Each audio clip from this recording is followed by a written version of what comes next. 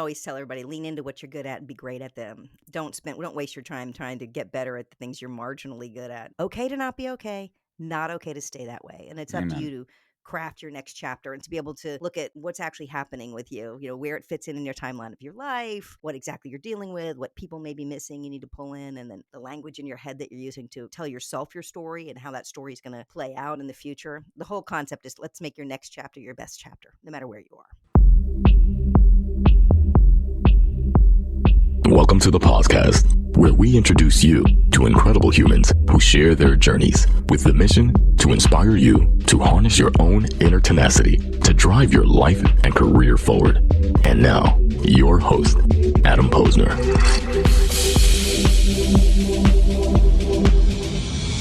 Hey everybody, welcome back to the podcast where I bring in the best and the brightest in the world of business, marketing, and personal growth to help you harness your inner tenacity and drive your career forward. My guest today in the podcast is Nina Sossamon-Pogue. Nina is a dynamic speaker, two-time best-selling author, and podcast host whose remarkable career spans elite athletics, television, journalism, and corporate leadership. At just 13, she left home to train as a gymnast, representing Team USA and appearing alongside legends like Mary Lou Retton and an Olympic hopeful. And though an injury ended her gymnastics career during her time at LSU, it became the launchpad for a 20-year Emmy-winning tenure as a journalist and news anchor. And Nina's ability to reinvent herself led her from television to corporate America, where she excelled as an executive, playing a key role in successful IPO. Today, she uses her vast experience in communications, leadership, and resilience to research and help others navigate challenges and achieve success. Her story is inspiring. I'm excited. She's also a Mets fan, so let's get to it. And she has the same name as my daughter, which is incredible. Nina, welcome to the podcast. So many commonalities. Thanks, Adam. Thanks for having me. I'm excited about chatting with you. I'm excited too. We were chatting offline about our mutual love of the Mets, and like someone who's in Carolina, Mets fan, I love it, but we're not going to get into it today. Nina, your background is fantastic, and we're also chatting too, just for content creators out there, especially podcasters out. Do your due diligence when you're booking guests. Really check them out, dig in deep, and not just their on-screen presence, and they got to bring an excitement to them. But if they have a background that you find interesting, because then as a host, you're going to be interested in talking to them. It's going to come out as a guest. Yeah, absolutely. Because then you find what you like about that person. And if you don't like the person and want to chat with them, then you know your audience better than anybody. You know if your audience is going to like them too. So I do the same type of due diligence. And I also go listen to folks' podcasts before my team pitches me to them or I agree to be on a podcast. So Always. yeah, it's got to be a good fit. It does. I mean, I remember like years back, I was pitched to be on a show, and the guests didn't do their research. And I started to tell my story, and they're like, "Wait a minute, you used to do this?" I'm like, I mean, that's like chapter one. Like, didn't you do any? But we digress here. So let's hit the way back button here. You have a fascinating background, and I'm always curious for someone where you are now in life and family and career journey. Where did it all start? And I always like to say, what did your parents do for a living? I think it's very formative. Well, I'm a Navy brat, and I'm the youngest of 4 kids, and we moved every 3 years like they did in the military. I was actually born in Key West. I'm a true conch. Not very many folks Love it. born in that Navy base back in the day. There's not one, not a space for that there now. Anyway, so I'm the youngest of 4 kids, kind of hyper when I'm born, free range child. Just what are we going to do with Free Nina? range child. Back then, the parents yelled out when it was time for dinner. Yeah, that's Come on by dark. That was it. Yeah, and moving every 3 years, and the commonality for me became going to the gym. I did dance because I was hyper. My parents had to find a place for me, so they put me in dance. I lasted a minute because I was too much for that, and they found gymnastics for me. And then that just became my outlet. So no matter where we lived or what we did, or what everybody else was doing, I could go to gymnastics, and that was my happy place. And so I thrived. I did really well. I was, I'm short, I'm athletic. I always say I'm much more not built like Wonder Woman and Barbie. I'm built a little bit more like Mighty Mouse, so kind of short and squatty. And I was just built to be a gymnast, and I had some real success with that early on, and then left home when I was 13. Wow. To go move to an Olympic training center. Well, I want to hit the rewind button on the gymnastics too. I mean, lots of parents put their kids in sports and dance and gymnastics and everything. How did you know, or had you know your parents, how did you guys know that you were different, that you were really damn good at this? How old were you when they're like, damn, geez, Nina's real good at this? Like, we might have something here, folks. Yeah, and I don't think they ever thought we might have something here back then. I was like 4 or 5, they were already asking me to be on a team, and compete. And by 6, Mm, 7, 8, I was competing and doing really well and winning a lot. And it wasn't until I was about 9 or 10 when I started competing at a higher level. And then it got expensive. Then they really noticed because, like, yeah, wait, now we got wait to a minute. spend a bunch of money on this thing. And I wanted it more than my parents did. I was one of those kids that just begged for it. I wanted to go to the gym more. I wanted to do more. I wanted to keep, adding to my skill set and doing more training. And my parents didn't fight me on it, but it's not a cheap sport. And, again, we were a military family and I was the youngest. And so it became more of, I was the kid that pushed myself. I just Hmm. loved it. The kid that I mean, gymnastics is high pressure. My daughter tried gymnastics early, then she moved on to dance, which she's great at. And as you go up in the ranks and competitive, and now it gets really tight. And I've heard crazy stories about gymnastics. And I don't want to date yourself back, but like even then, like it's the pressure is on. How did you handle that? Was it something you had built inside to handle that high stress, high pressure of competitive sports, or did you grow into it? I think I had some of it in me and I grew into it. Hmm. So I was fearless and I liked the hard work of it. So I would try the hard skills and fall and get up and try again. Hmm. I just had that fearlessness about me. And then the more you fall down and get up, I liked coaching. I liked being able to hear what Right. to do, make this change. That was a part of how I was wired. So I was kind of wired like that.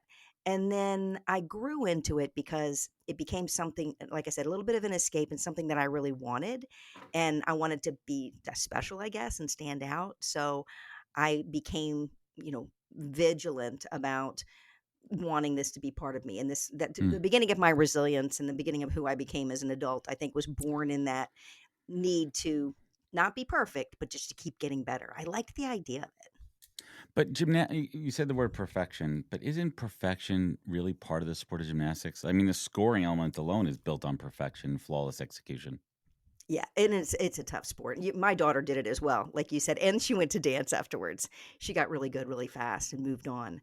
The perfection piece is certainly a part of it, and it's not great for your mental health. Even by the time I got to college and when I was competing, and even a few years before that, I had an eating disorder. I had a lot of pressure from coaches, but something in me loved not just my success, but I liked being a part of that community. So the first year, this is a great story. So the first year that Mary Lou Please. Retton won the USA Championships, it was in Allentown, Pennsylvania. She wins her first USA Championships. I won Miss Congeniality. Oh, So I don't think there's a prize for that, right? yeah, no, well, they actually have a trophy. I have a Oh, there trophy is. from the USA's. All the other girls would It vote was like a on. runner up. Yeah, well, no, it was not first, second, third, fourth, whatever, but there was this trophy they gave, and all the other athletes would vote on that, not the coaches and stuff, but the other Hmm. athletes would be that. So I was always the one that not only was there and trying to get better, I was strong and I was built for the sport, but I didn't have that God given talent like some of the athletes did. I mean, Mary Lou Retton could look at it, a skill, and see some other girl do it, and then just hop up there and do it, Hmm. oh, that's cool looking, let me try it, and she would try it. And then the others of us had trained that skill for 6 months and still couldn't do it. She Was just had this ability that not all of us have. So I didn't have that, but I had the love of the sport and I loved being part of that community. Does that make sense? Yeah, was it abundantly clear when you look at someone like Mary Lou Retton at that age that like, oh, she's destined for greatness? Like, was it just that aura and that sense of like, wow, that's a champ? You could tell, right? Yeah, and she was just a goofy kid. I mean, she was kind of this wonky, hyper fun, big square smile that she had back then. Um, and and it was very obvious that she could just do anything. It's like she could defy gravity. Like certainly could take things to the next level where the rest of us were there was not even an option. I mean, she would try and do things that I knew my body, my brain could not pull off. She just was made for it even more so than the rest of I gotta us. tell you, like when it comes to the Olympic sports, I mean, I have my love for the winter, but summer, I love the gymnastics this year. It It was was so great. good. I mean, the country gets behind these athletes. I mean, we have incredible all stars here in the United States, incredible talent. Do you ever like look back when you're watching and ever like truly think like, what if? I have thought about it often because I was on the US team. So you compete and you make the Hmm. US team. So before the 84 Olympics in the 80s, I made the team and I'm going to Japan and Hungary and Germany and Australia and I'm wearing my USA sweats and I'm Oh, there that's with all the other swag. athletes. Cool Yeah, 80s, so much cool 80s fun. USA. Do you still have Yeah. that stuff, by the way, I somewhere? do. I Oh, do it's have some of my great. cool 80s swag. Not nearly what they have now, but it's pretty legit. Some of it's like velour. Oh, We yeah. have one like navy blue velour set. Anyway, so I'm wearing my USA sweats and I'm traveling around the world and I very much felt like I was, on this path to the Olympics. That was the goal. Hmm. And then I bombed one of the qualifying meets and I didn't make the team. I didn't even make the qualifier, the final Olympic trials. I bombed a qualifier to get there. And back then that's all it took. There wasn't a selection process like they have now. But if you look at the team now and the depth that we probably had 8 young women who could have been on that Olympic team and we still would have won. They were that good. That's how deep our team was as Team USA. And only a handful get to go. And I look at my life and think how different it would have been had I gone down that road because I went from, you know, that gymnastics to college gymnastics, which wasn't as popular back then. I went to LSU, which was a great gymnastics program after I didn't make the Olympics, and I moved on. But there was a learning piece in there, and it fits into what you talk about here.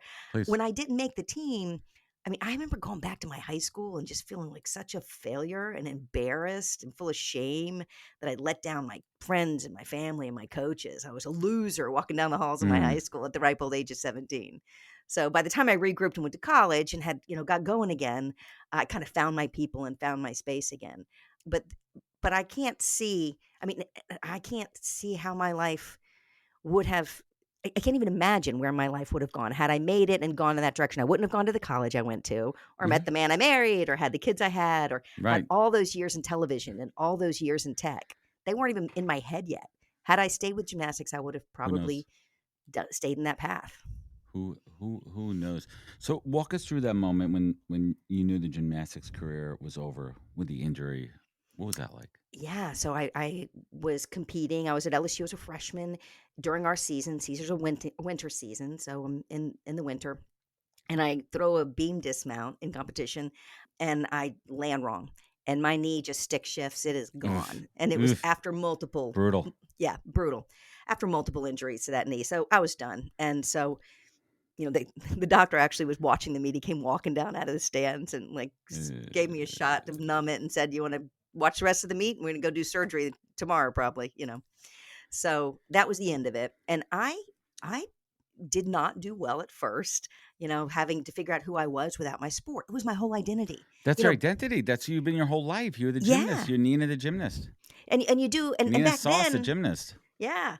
And back then it was my like bumper sticker and my sweatshirt. Nowadays it's your TikTok, it's your Instagram, it's your everything. Your So these brand. young people, yeah, they brand themselves with this sport. So even back then trying to figure out who I was without the sport was tough.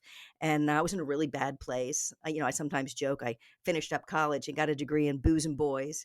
I would get up in the morning and I was on crutches for a long time and I would just take my Percocet with a shot of Jaeger and go wheel myself into rehab. I was just when I was in a wheelchair for a It's while, I was tough. just yeah, I was in a really bad place. And to keep my scholarship, they made me work in the laundry room. So I'm working in the laundry room because you had to work for the university. And so I had end up working in the laundry room. And Adam, not like washing like cute little leotards. Oh no, It was in the no. PMAC at LSU and the basketball team trained there. Oh. So I'm washing everybody's stuff. And I Ugh. sometimes joke now, it's funny now. It wasn't at the time. It was miserable.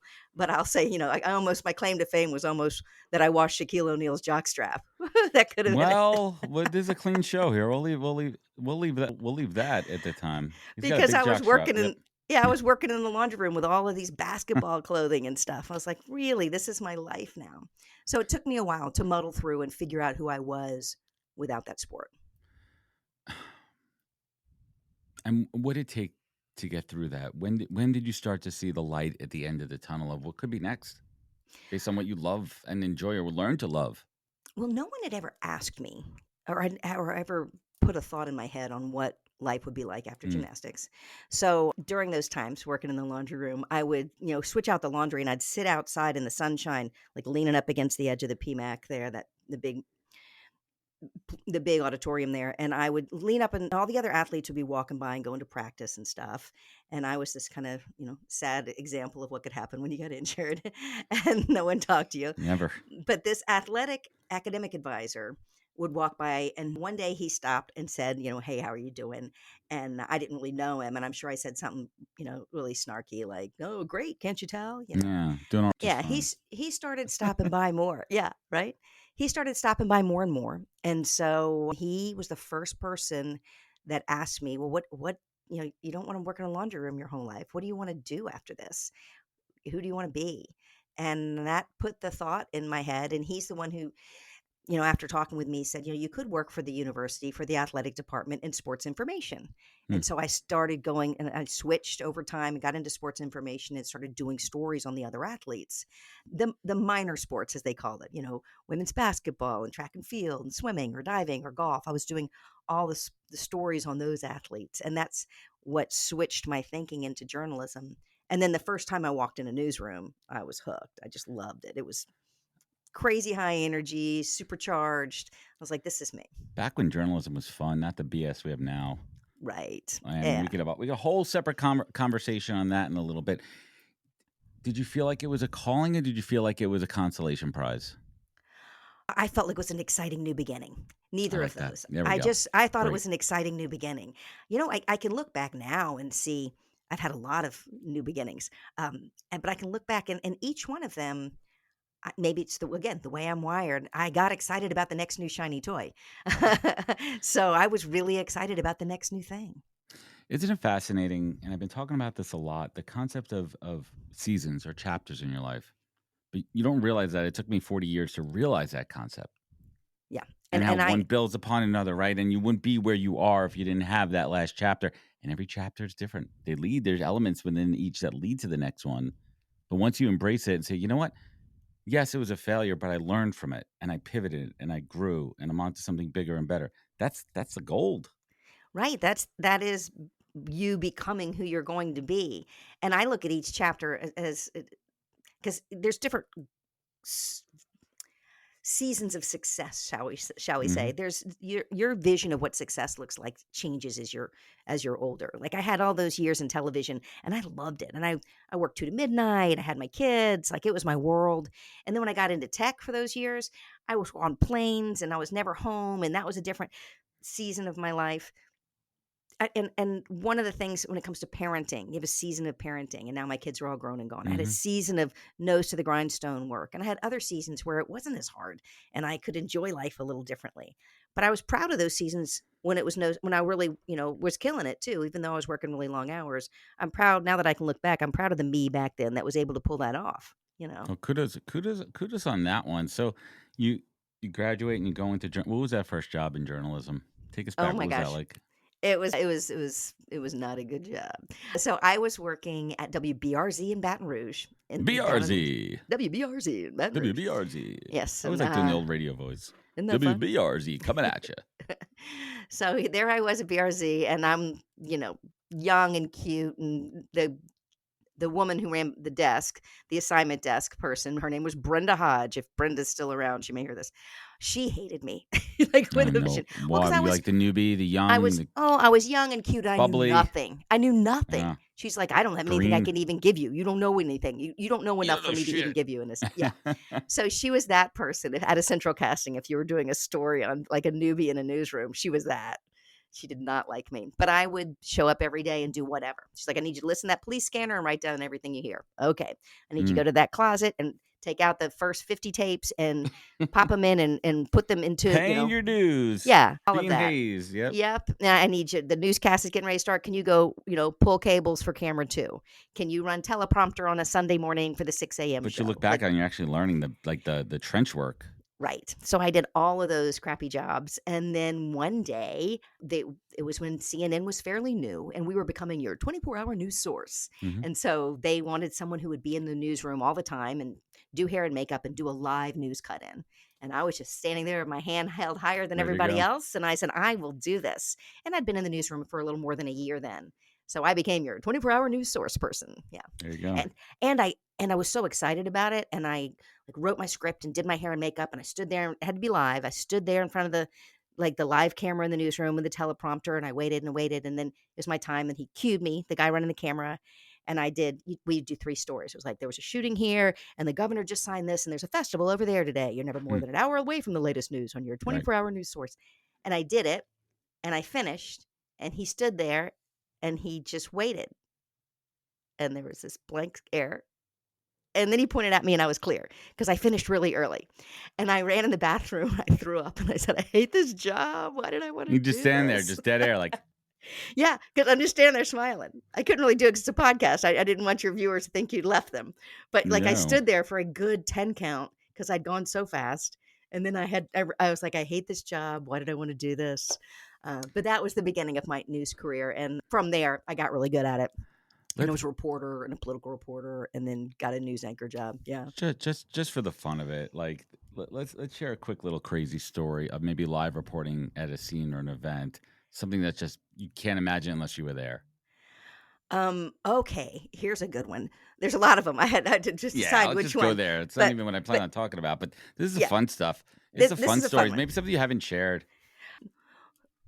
Well, this. I don't know if I've shared this one or not. I know I've shared it in over a beer with friends. Right. So this was early on when there were police scanner. We had the police scanners in the radios in the vehicles, and I'm out covering like some ridiculous. And where are you? I'm in Louisiana. I'm young. Yeah. I'm about my year 2 of a reporter, and me and my photographer were out covering some probably like Mardi Gras festival or something. It was a festival type event.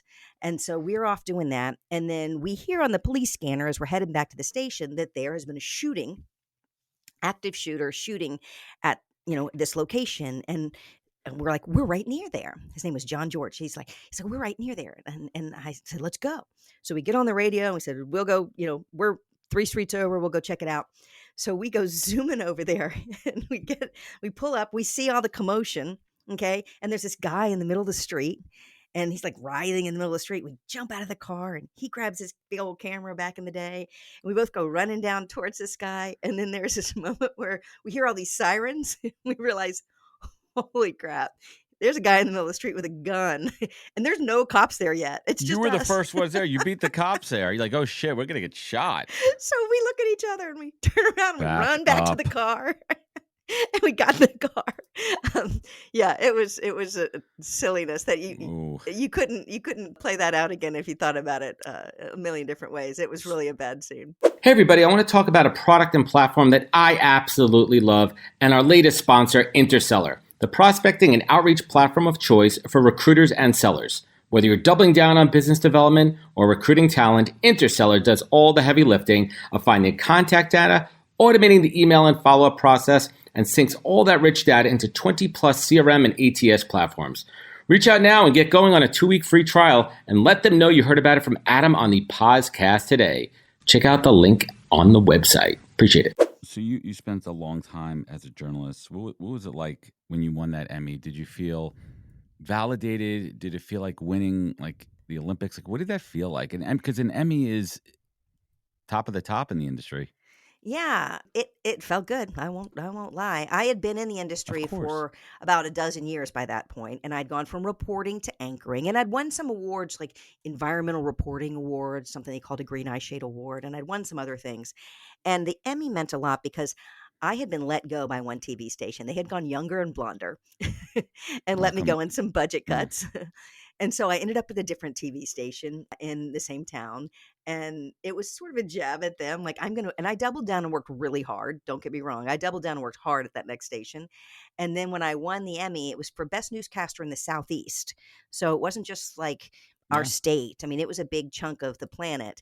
And I had already decided my children were young. I didn't want to move to New York or a big city. So it was kind of as big as I could get was to win that. And so to even be in the mix with the other anchors from Atlanta and places who were in this was a huge big markets. deal. Yeah. Right. Younger and blonder.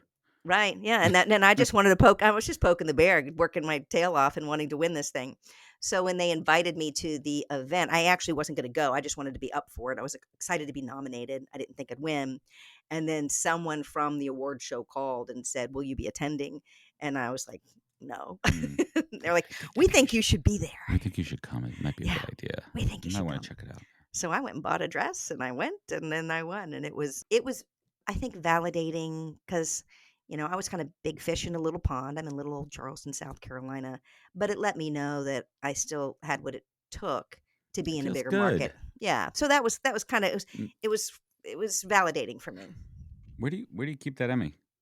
It's right around the corner. Want me to go grab it? No. It's good. I just love it. I mean, if I had one, it would literally just be like right. One of my buddies from college, he followed his passion in Broadway and has been producing shows. And a couple of his shows, one of his shows won a Tony this year. Wow. And I'm like, it's my buddy. And I'm like, dude, I would have it. I would be walking around with it like the Stanley Cup. You know what I mean? It's a good thing. So let's talk about the pivot. Let's talk about the pivot and this idea of reinventing. How the hell did you go from that into tech? So I did TV for a lot of years, and I sometimes joke I turned 40 the year they went HD, and I'm like, we're gonna get out. They're gonna remember this all young and cute. Here we Oh, yeah. go. And Welcome to but 4K. Yep. yeah, but I'd had some, and it's heavy. I don't want to bring it up on your show. I'm not here to trauma dump, but I'd gone through some traumatic life changing experience, and I was ready to not be front and center anymore. That experience had me from you wanted to take a step back and be yeah, less forward less facing. folk. I get it. Yeah. As much as you want to share. Yeah, so I wrote a whole book on it. I'm happy to share it, but it's not a happy story. So anyway, I went through this experience and I went from reporting the headlines to being the headlines, and it was one of those things that I wanted to go back to being the old Nina, and you really can't do that. Something, big happens in your life, it changes you. And so I had time to think about what did I want in life? And I wanted to go and stop being Nina on TV and being the mom and the person that I wanted to be. And I needed to lose the front facing persona for a while. So I stepped away from that and I chose to what I thought was going to be like, I'm going to get a 9-to-5 job and be home with my kids to bed at night, which we all think is a thing, but there's no such thing as a 9-to-5 job anymore. So I jumped into tech. I had a friend start tech startup, and the exit from television to tech was one that was pretty calculated. I had met with people to say, because I didn't know what I was good at besides reading a teleprompter. So I met with a lot of people and I said, hey, if you had to hire me, what would you hire me for? And I met with a woman who I very much admired, who ran the Center for Women and did global work. And she had one opinion. Then I met with a guy who ran a marketing firm, a big global marketing firm. He's like, I would hire you to pitch carpets or cars. Like, you don't have any skills. Mm. And then I met with the guy from a big law firm. And he said, I guess I could get you to train my lawyers how to work with the media. I'm like, if you had to hire me tomorrow, what do you think I'm good at? And I'd sat on charity boards and stuff with these people. And then I met through a charity group, this friend of mine who had his tech startup, and Google had just bought YouTube. And he said, you're really good at breaking down really complex information, loads of complex information, and giving me a soundbite that I understand. And I have to explain healthcare. And I think this is something that I need on our platform. Video is going to be big on digital platforms in the future. And he brought me in to do that. And very fortunate for me, a buddy of mine at a big charity gala told me I would work for him just for the options. Mm. And I nodded my head and I had no idea what the hell an option was. I had to go home and find that, and I couldn't Google it back then. And I did. I went to work for this software as a service, big SaaS company, which had about 200 or so people at the time. So I was right out of early startup. Goldman Sachs had just bought out their angel investors. And so I jumped in with both feet and had some huge success very quickly with them. What was it like at this stage of your life going into corporate America? I mean, totally. I'm not saying it's totally different than some of the BS in the newsroom and that, but like, there's definitely some differences. Oh, totally different. You were correct in the totally different. It was because news is on 24/7, and you just think what you're doing is the most important thing in the world. You don't realize until you step out of a newsroom that the world doesn't revolve around the news, that some people don't even watch it or care. Like, you really, after that many years of being indoctrined into that Kind of space, numb to it. Yeah, and you're on 24/7. Like, the news is always happening, so you you're don't get to always absorb aware. what's actually happening. You don't get to process always. Like, I always think about that too. The report. I mean, unless they're on, in the war zone, and that too, and they're in the war, you're kind of just telling the story and from someone else's writing versus reporting. Right? It's a different dynamic. Different. Well, you can't really let yourself feel it too much. You can't show as much emotion. You can't show. Right. You can't lean on one side versus the other. You can't interject with editorial unless back that's then what you're doing. back then it was fair, balanced, and accurate. Like, I went to true journalism school, Back and then it that's was how fair. Yeah. journalism was. It was really careful. Accurate, I think, Um, is a key word. yeah, and it was just a different world. It was before the internet, and we did not have so many opinions out there. People were controlling it more. So there's good and bad to that. That's a whole different discussion. But I had a big energy, and I loved doing that, and I liked the responsibility of it. Yeah. Just out of curiosity, where is there good news these days? Where can people get just the raw truth? Is it even out there? Unbiased reporting, like actual factual reporting, is it anywhere? And it's not my place to say where that is. Good luck with that answer. You can ask somebody else. I That's don't. that's a whole different ballgame. And It what was your role in this organization? What were you doing? So I went from when I left television, again, the CEO of the SaaS company, and it was a benefits administration company, nothing sexy, but they did the back end system for like your Blue Cross Blue Shield, It's United, big Aetna. business. These Yeah. sexy businesses make big money. Well, and that's what I had done. When I talked about it, it was very calculated. I met with all those Mm-hmm. people and I said, what does the future look like in each of these industries? Tech obviously is a Mm-hmm. good place to be. Healthcare is a good place to be. And that's where the money was. So I was like, let me follow the money. And so I made a very conscious decision to follow the money, even though I didn't really know exactly what I was jumping into. I knew there was an opportunity there if I could figure it out. So I jumped in there and I know nothing about their world. I didn't even understand what a software platform was. I had to really spend time learning it. And it was like learning through a fire hose, but I'd been a journalist. You could learn fast. And one of the things I found I was really good at was sort of the tech whisperer because I wasn't afraid to ask really ridiculous questions. Because you're inquisitive. That's in your Right. DNA. I would just keep Yeah. asking and keep asking. And I was curious, like, how does that work? And why does that do that? And why would that be a customer? Why isn't that client happy? I just asked all the questions. And then I found myself being very valuable because I was, again, fearless to ask the questions. I was putting pieces together in ways that were helpful. And then I was also, the Affordable Care Act came out. And then I read all 906 pages of it and did a bunch of videos on Enthralling. explaining it. Yeah. Yeah. And they lived in the Light bedtime software. reading. Light bedtime reading. Oh, yeah. No big deal. Yeah, so I did videos that lived in the software. So say you're buying Mm-hmm. a high deductible plan, it'll serve up a video that says you should buy an HSA with that, and it'll explain what an HSA is. Like just hundreds of those types of videos, and I had a whole team of people. I produced them, I hired people to do them, and I built a whole department. And then it grew from there. Then by the time I'd been there a few years, I was running marketing, communications, and events, and doing a lot more for the company, right up to the company's IPO. And I was helping craft that story, and it was just a really exciting time to be in that space and software in general. What was it like to be part of that IPO? Mm. Yeah, I It mean was that's like the goal for everybody is to cash out. right. Well, what was interesting is there's a quiet period when you do that, and no one's allowed to talk about it. Right. So I kept trying to do the research so I could tell our executive team. I could sit down and go, here's what it's going to look like. Here's what they ask. Here's how this looks. But you couldn't find anything. You couldn't find any information on it because it's the quiet period. Yeah. So it was an adventure.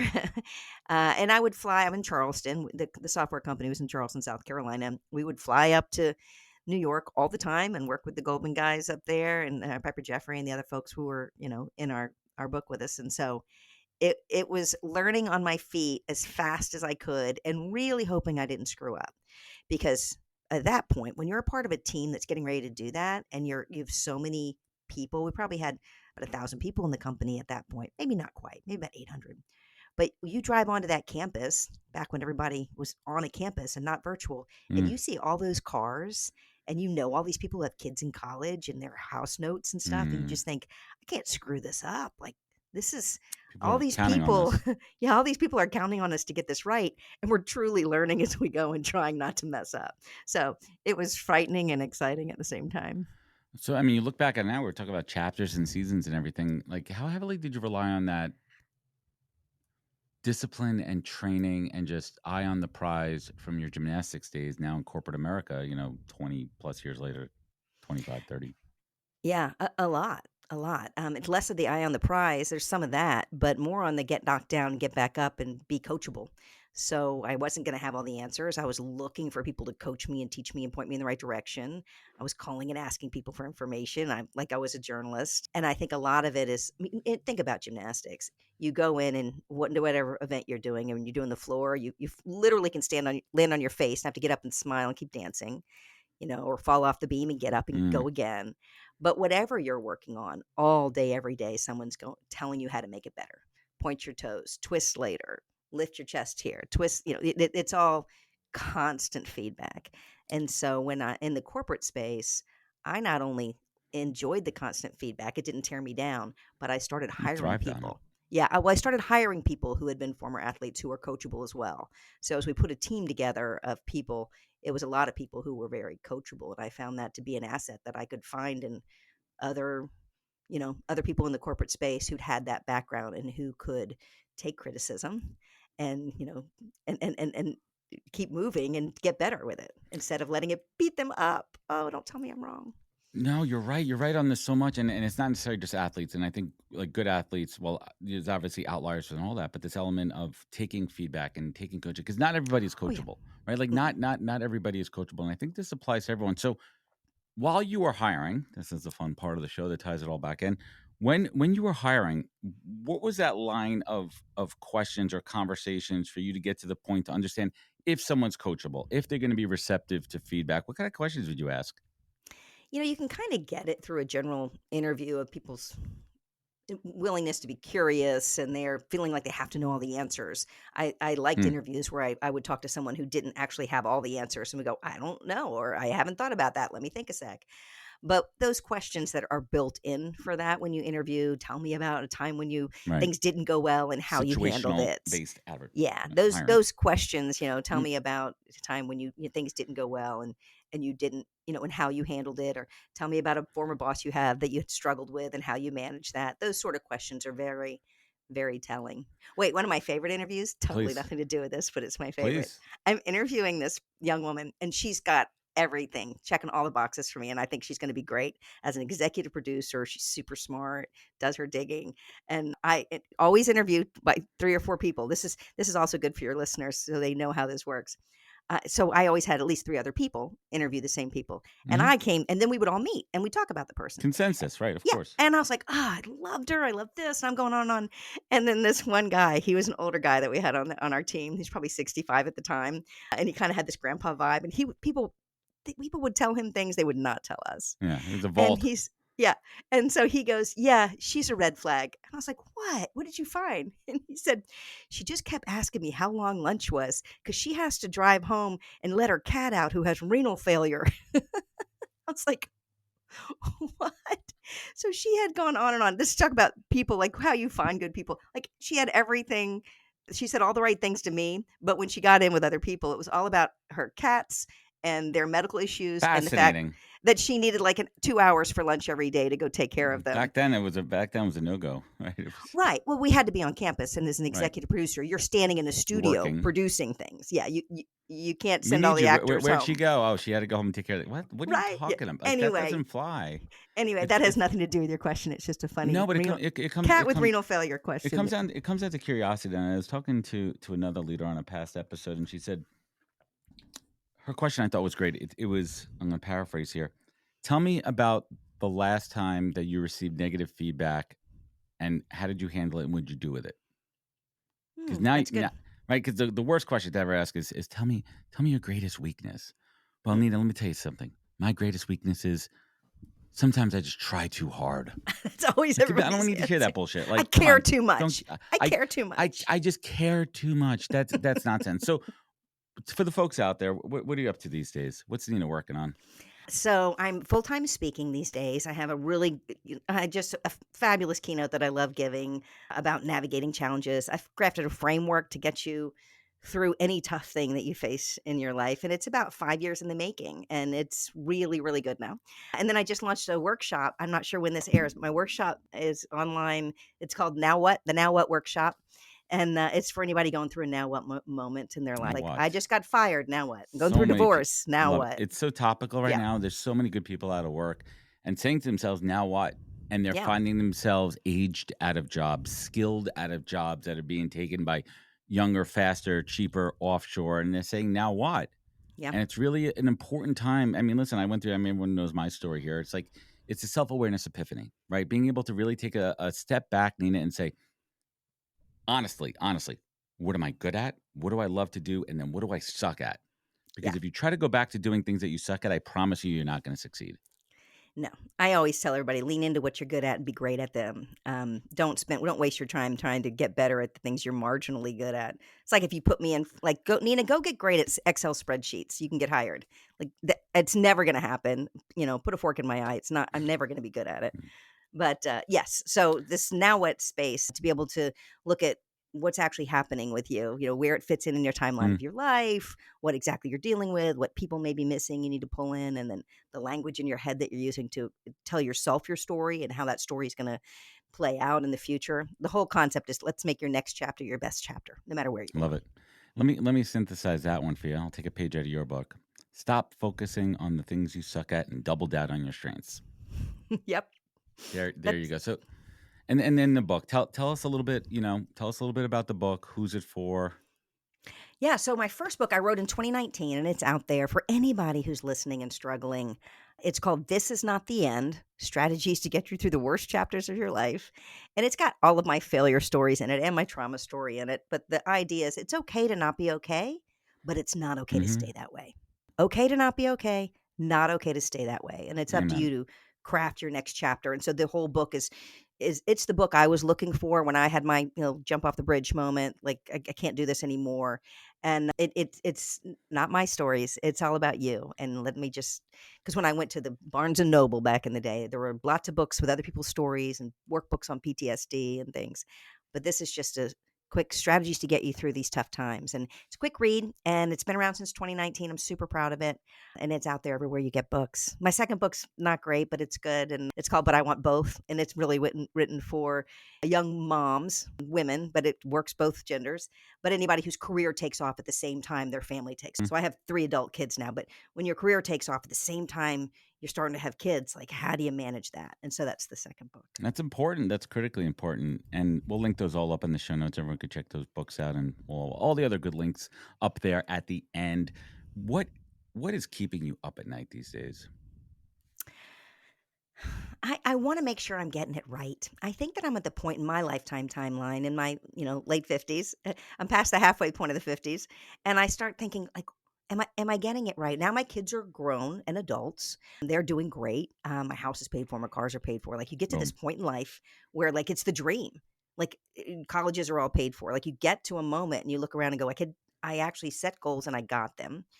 And then what am I supposed to be doing now to just not just leave a legacy, but just to be a good Mm. human on the planet and pass it on. So what keeps me up at night is am I doing all the things I'm supposed to be doing at this point? Because having worked my whole life, like, really heads down working, it's a little ingrained in me that I should be doing more when I probably am doing enough. But that's what keeps me up at night. I worry that with the world the way it is right now, am I doing what I'm supposed to be doing to help people manage through the stress and anxiety that they're feeling? How do you define legacy? When your time comes, how do you want to be remembered?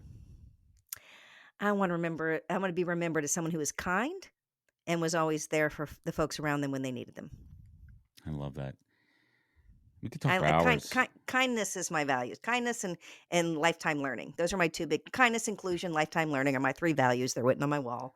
But the kindness piece, the kindness goes a long way. I'm not nice. I don't think people would always say I'm nice, but I'm always kind. And I think that you need to have guardrails and really just be mindful about everything you do and how you affect others and how you Hmm. make them feel. I think that's really what life's all about. Nina, it's been a fantastic conversation. And I want to kind of bring it home here. You've had incredible moments of success in your life, in your career, and you've had moments of failure. And success has been defined as how you bounce back and that resilience and that tenacity. So let me ask you this, Nina. How do you define success? It has changed through the years, and all of us see our success different. So how I define success now is my continued ability to adapt in a positive way to whatever goes on in the world around me. That's success. My continued ability to adapt in a positive way to whatever happens around me. I love it. That's tremendous. I want everyone there to just take a second, let that sink in. Nina, it's been a fantastic conversation. Uh, Pleasure to meet you. And I love your story. I want everyone to check out her books. You can check her out on Facebook, and we'll link that up, Instagram, TikTok. Connect with her on LinkedIn. Did I miss anything? Where else could folks connect? Where could they learn more? All those social spaces. Find me there. I'm trying to do more on Instagram, and I have a young team that's trying to get me to do TikTok. So if you want to be truly amused by me being ridiculous in the days to come, check me out there because I have no idea what I'm doing. I try. It's tough. Nina, this has been great. Hang with me for one moment here. And everyone at home, if this show meant something to you, if it landed, sharing means caring. It goes a long way. You know where to find out more at thepodcast.com. Follow us on Instagram. We're trying to grow that one out at NHP Talent. YouTube /the podcast. We'll get this episode up there when it comes out. Remember, be good to yourself, be better to others, and catch us next week for another great episode of the podcast. Take care, everybody. Wisdom is forever, but for us, it's time to go. Thank you for joining us. Luckily, we'll be back with our next episode soon, jam-packed with more incredible humans. Thank you for listening, subscribing, and sharing. To join the conversation, search The Podcast on LinkedIn. And to catch up on past episodes and more info, please visit www.thepodcast.com.